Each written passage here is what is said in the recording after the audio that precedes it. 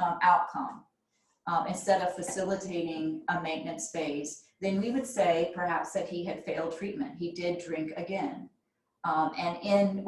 Especially if you're doing research where you're using abstinence as your only criteria, which we would call a dichotomized standard, then he would have failed. He did not continue to remain abstinent. But is this really appropriate way of looking at this person who, as you see over time, really did put together long stretches of abstinence and decreasing alcohol use? So how do we maintain this person's recovery? Interesting that in a study in 2001, Miller Walters et al., it was a big study, over 8,000 patients that were in alcohol treatment, that 24% only remained abstinent at 12 months. And so if you were to look at the typical failure rate, if you're using a binary standard, you would say that 3/4 of the people that come to treatment, at least in this trial, do not remain abstinent. However, those same that did not remain abstinent had an 87% decrease in alcohol use. Again, treatment success or treatment failure. It's important for us, again, not to judge abstinence as the only criteria for success. So when you ask yourself, what other chronic medical condition do we require perfection for treatment adherence? Think about that for just a second. Let's say you have a patient that has diabetes or a patient that has high blood pressure. Do we talk about them relapsing if they're not 100% compliant with all of their treatment plan? And do we use the term relapse with them, which is a stigmatizing term? No, we don't. And so yet we do use that when we talk about substance use disorder. If you remember, in the stages of change model, relapse was actually a word that was used to describe a return to use. And so it has been used for quite a while. But a lot of times people get the stages of change model wrong when they see relapse as being an actual stage of recovery. It is not. It is outside the stages of change. It is something that can happen in and around any stage. And it is what happens when a person returns to use is they have to cycle back through the stages of change in order to get back on a maintenance plan. So let's just not use the term relapse at all. Why don't we just say that return to use is common, it's frequent, it's more common than not. Use occurs on a continuum and not in a black and white, use or no use. So we have abstinence on the right and then return to prior use pattern on the left, and we have every possible type of use pattern in between. So return to use is the rule, not the exception. It is not a sign of failure in recovery. It's an opportunity to learn, which is a really important takeaway. I hope that if you don't remember anything else, that you'll remember that return to use is an opportunity to talk to your patients about using, why they're using, what they're getting out of using, what the triggers were for using. And it's an opportunity to strengthen motivation for change. But why do patients return to use? Well, oftentimes patients return to use because they're actually not in the maintenance stage.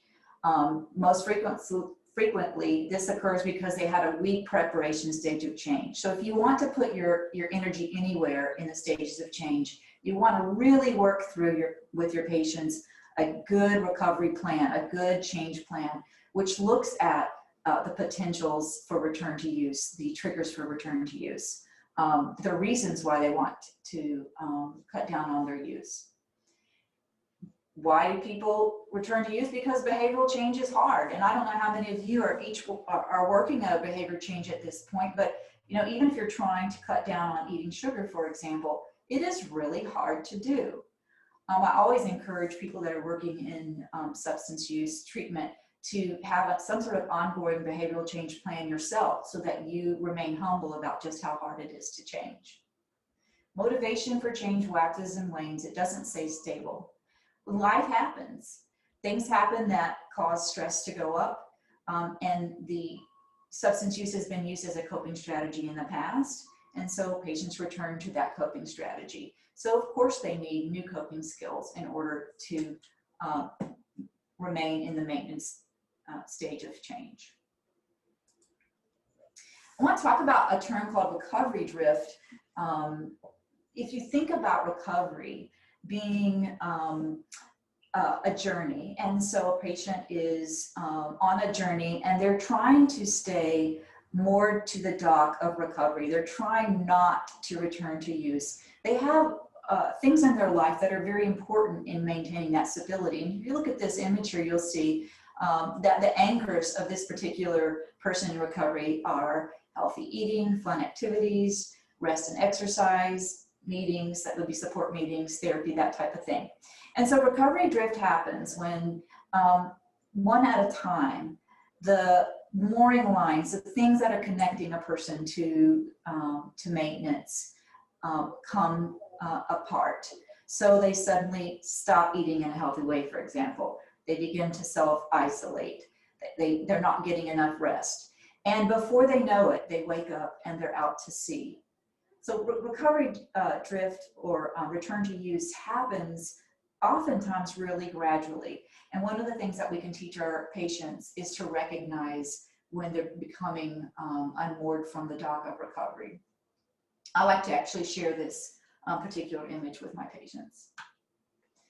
So what do you do if you have a patient that's returned to use? So what is the clinical response? And this could be physician, psychologist, social worker, peer recovery specialist, anyone who is treating a patient. So first and foremost, you want to listen to your patient. Do less talking than you do listen, and normalize recovery drift, helping them to understand that this is not a failure. You want to assess what's really going on with the patient. We're going to talk more about that. So that you can learn why is this happening. And then you want to select an appropriate medical or behavioral intervention, and then always follow up with the patient to see if the way that you've tweaked their treatment plan has helped them maintain or advance the maintenance stage of change.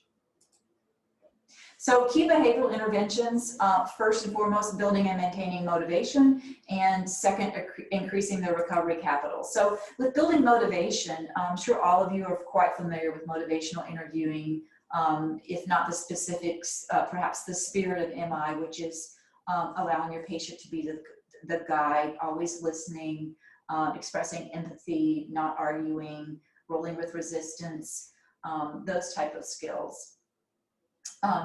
And so that's a good place to start if you have a patient that's returned to use.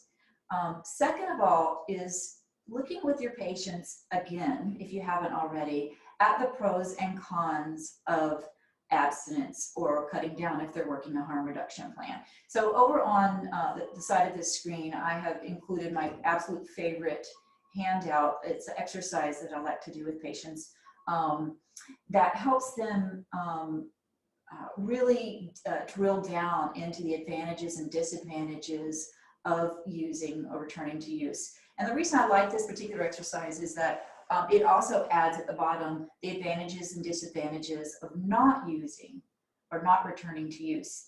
And I really encourage you to use this yourself, practice using it, and send it. And if you do use it with a patient, go ahead and letting them take that with them. This comes from Smart Recovery, and I'm not endorsing Smart Recovery, but I do use a lot of handouts from Smart Recovery, which is a cognitive behavioral based recovery group, support group. Another thing that's really important in building motivation is exploring the values of your patient. As I mentioned in the beginning, that all our patients come with strengths. They also come with life values, things that are important to them. And so if you can tap into those and get them to verbalize them and connect those values to abstinence, you're going to help them build motivation. Enhancing recovery capital. This includes a lot of different interventions. Number one is checking in on the coping skills of your patients, in particular, their ability to recognize triggers for return to use, and the ability to surf urges and to refuse use. And if you're not familiar with the term urge surfing, what that means is you're just teaching your patient in a mindful way, instead of to fight an urge, to stay with an urge, almost like riding a wave, and to watch the urge begin to crest And notice that it always goes down again. If you just stay with it and don't use, your urge will eventually approach the shore, so to speak, and you can move on. So that coping skills, those in particular for patients that are returning to use, are very important. Emotional regulation, we know that emotional upset is one of the #1 causes of return to use. Teaching them how to verbalize, to put a name to their feelings, to not stuff their feelings, those types of skills. These are all cognitive behavioral skills. I'm sure that you're familiar with many of these. This is nothing too new there.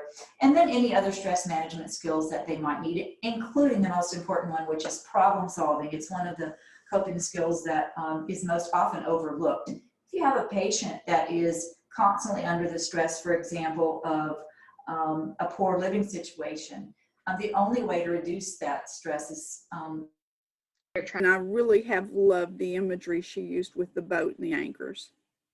I just want to recap enhancing recovery capital. So we were on key behavioral interventions, and the first one was building and maintaining motivation, and the second is this large group of skills that I am putting under the title enhancing recovery capital: coping skills, social support, encouraging lifestyle improvement, case management, very, very important. I don't know if I covered that yet, but again, if your patient is experiencing some sort of resource need, they don't have enough food, they can't pay their rent, that's causing them stress, then that is a place that you need to intervene in. You need to help them. They can't maintain in the maintenance stage of change if they have all these other things going on in their life. Self-help materials are also good because they allow the patient to do work between sessions. I don't have a favorite set of self-help materials, and the reason why is because I like my patients to explore the internet or to go on Amazon and look for their own book. I do, if I have to, give my patients something, but I find that they do better if they look up some of their own resources. I make some suggestions, but reading books is good, watching YouTube, that kind of thing. And also adding and increasing counseling. So if you're not doing individual counseling at that time and you have a patient that's had a return to use, you might consider ramping that up, either adding individual counseling or increasing the counseling that you're doing. Next slide, please. So key medical interventions. Of course, I'm not a physician, but I am on a interprofessional team. So if you have a patient that's returned to use, it may be time to take a look at the medication-assisted treatment protocol that you're using, and do you need to make an adjustment in their medications. Also consider the possibility that there's a co-occurring disorder that is just showing up for the first time, or that maybe is not being well managed. So I encourage you to rescreen for co-occurring disorders and to treat those appropriately. If you do find that your patient has slipped into a depression, or your patient has underlying PTSD that's not being treated, anything that maybe you have missed. And then there's always a possibility that your patient might need a higher level of care depending on the level to which they've returned to use. So it is on a continuum. You have a patient that might just have a small slip, one-time use, or you may have a patient that's completely returned to their former pattern of use. And that would be a good time to think about maybe a higher level of care. And we do see that with our patients sometimes, that they come in and they work with us for a little while, but it just isn't enough. Okay, next slide. Okay, so taking you back to the original success or failure. What do you think? Does a patient have to be 100% abstinent in order to be considered a success in recovery? Next slide. So I want to end with just some important things to keep in mind, and under the heading of do no harm. If nothing else, avoid what's called the rule violation effect, which is that if I make a mistake, all is lost. So if the rule is abstinence and your patient breaks the rule, they're going to feel like they're a failure. So don't set that up as the rule, and you won't violate. You won't experience the rule violation effect. Your patient won't. Prepare your patients from the very beginning to cope with return to use. Let them know that recovery is a journey. It's a lifetime of, it takes a lifetime of work. It's a long journey, and that we don't expect them to be perfect. And you're more likely to have them come back to you and share their struggles. Prepare your staff for return to use. This is really important because addiction can be such a difficult field to work in. We see a lot of difficult things and we can get discouraged. We as staff should not see return to use as a failure. It is not that we've done something wrong that our patients are using again. So make sure that your staff understand that return to use is part of recovery. Avoid discharge terminology. If recovery is an ongoing process throughout the lifetime, much like managing diabetes or managing high blood pressure is, then you don't discharge a patient. What you do is you schedule recovery maintenance checkups. So you might stretch out their appointments. They become less frequent. And then after about anywhere between 2 to 4 months after the last time you've seen them, schedule a checkup. The research shows that likely relapse occurs at about the 3-month period if someone is abstinent. So go ahead and call your patients. What we do is every quarter, we call our what we call our non-current patients, and we check up and see how they're doing. We ask them if they'd like to have another appointment. So I encourage you to put that, to build that into your program. Keep the door open, always open. If a patient stops coming, reach out. If they don't come after that, keep the door open. Let them come back in. Don't stigmatize them because they've returned to use. Remembering that that is more common than not in substance use. Next slide. Okay, any questions that I can answer real quickly? I know that we're probably short on time. I don't even know what time it is with the runaround, but I will answer a few questions or take a few comments.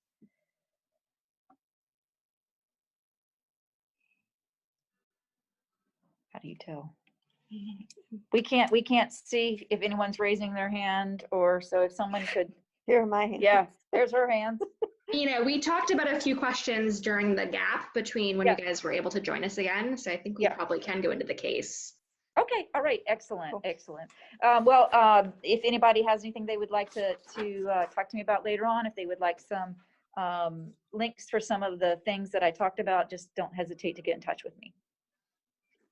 Great. So because we are actually using Cameron's phone, I can't get or if I can, I don't know how to do it, kind of get that whole overview of who everybody is here still or not here still. Ooh, maybe that will do it. Nope. Pardon my finger as I'm coming at you with it, guys.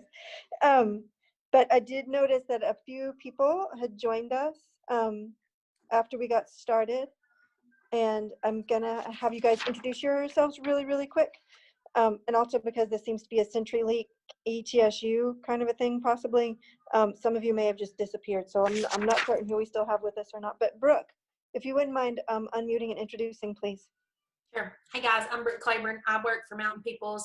I am the behavioral health, medication assisted treatment, and substance use disorder case manager and addiction grad student for addiction counseling.